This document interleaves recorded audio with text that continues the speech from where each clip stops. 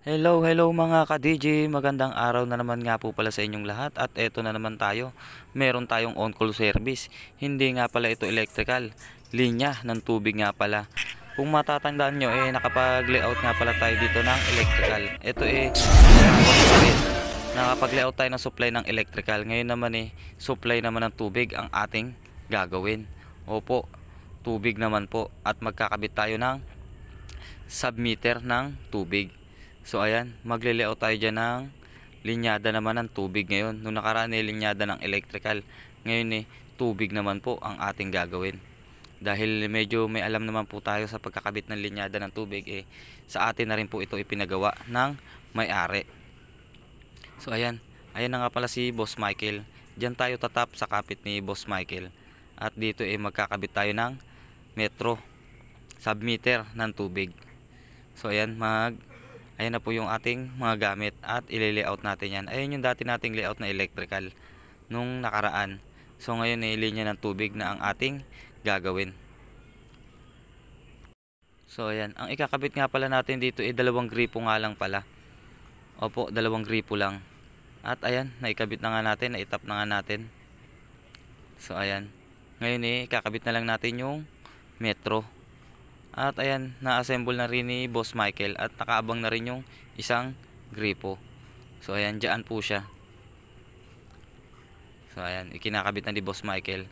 At malamang merong magsasabi dyan, may linya ng kuryente tapos may linya ng tubig. Nasa baba po yung linya ng tubig at medyo mataas yung linya ng electrical.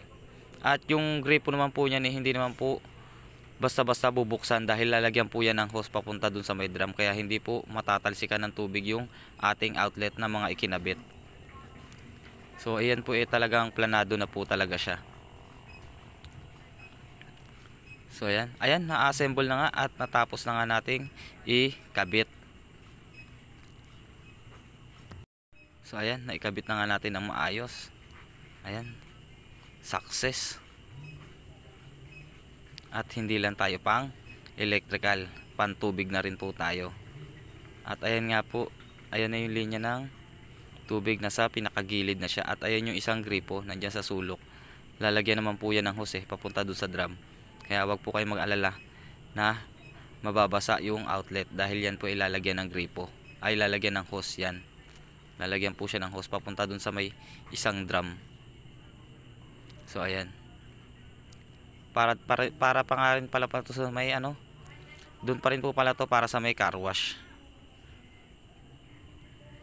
So ano yung metro nya.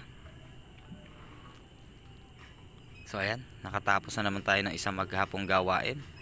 At eto na naman tayo. Ako po lubos na nagpapasalamat sa walang sawa pagsubaybay sa mga ginagawa kong video na to. Ako po muli nagpapasalamat po sa inyong lahat. Maraming salamat po. Huwag po sana kayong magsawa. Hanggang dito na lang po. Muli, bye bye.